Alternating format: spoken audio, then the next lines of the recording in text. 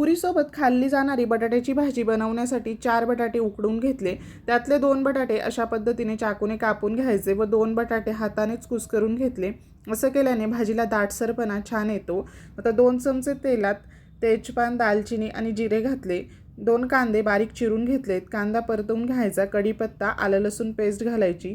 तीही मिनिटभर परतवून घेतली की आता मसाले घालायचे. लाल तिखट, हळद, धनेपूड, काश्मीरी लाल तिखटसुद्धा मी इथे घातले आणि 1 चमचा गरम मसाला घालायचा.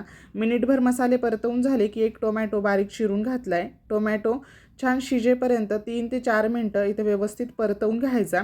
आता बटाटे घालायचे.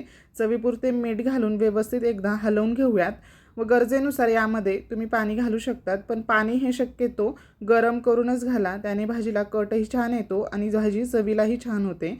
4 ते 5 मिनटं झाकण ठेवून भाजी उकळवून घेतली. कसुरी मेथी आणि कोथिंबीर घालायची. धन्यवाद.